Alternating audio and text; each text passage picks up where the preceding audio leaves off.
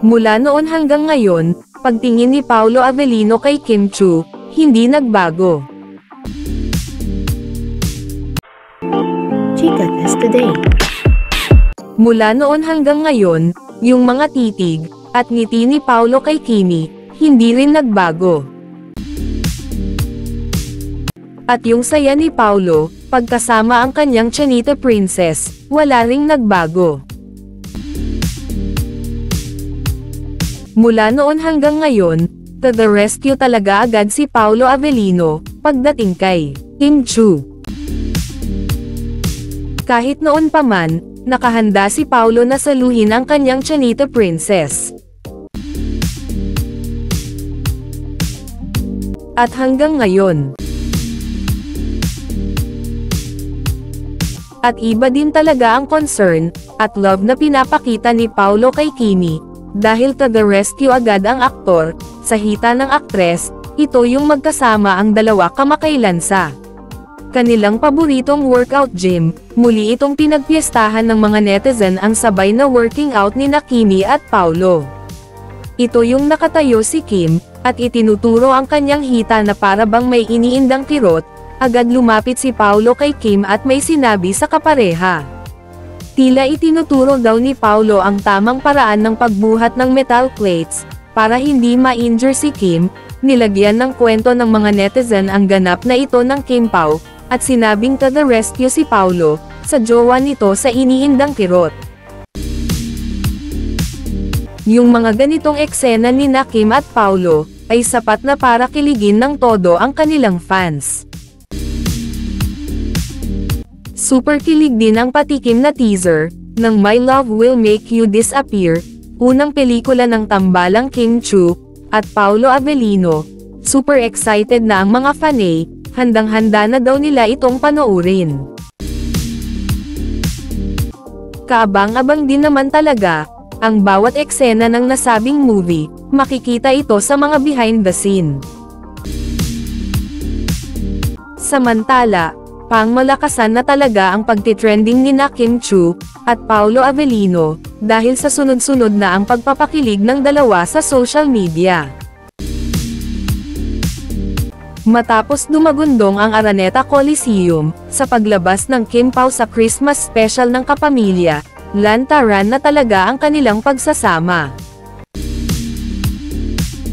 Kaya tuloy mas lalong nakumbinsi ang mga fanay, dahil sa mga panibagong resibo ng kanilang pagsasama, masasabing magjowa na talaga ang dalawa. Lalo na nga pag si Meme Vice ang mag-splook, masasabing legit yan. Mapanuksong nagtanong si Vice kung jowa na ba daw ni Kimi si Paolo, batiin mo si Paolo, mag-I love you ka rin, dagdag pa ni Vice, na ginatungan ng mga It's Showtime host at kinakiligan ng madlang people.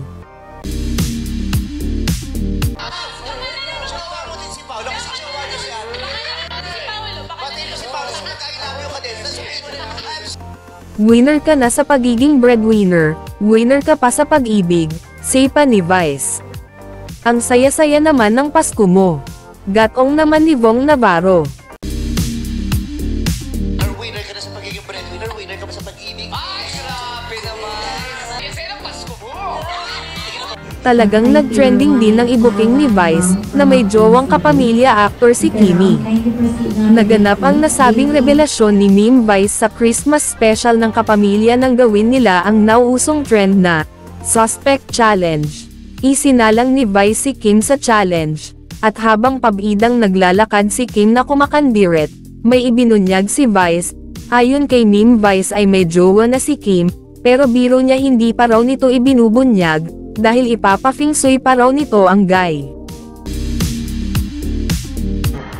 Suspect, ayaw pang ilabas yung jowa niya kasi ipapapusoy daw.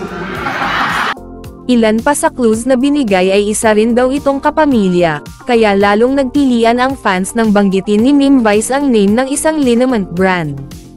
Kapangalan kasi ng nasabing liniment brand, ang ka-love team ni Kim, na si Paolo Avellino.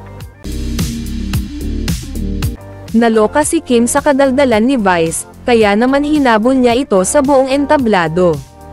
Gaya ng inaasahan, aliw na aliw naman, ang mga fans na nanonood sa Araneta Coliseum.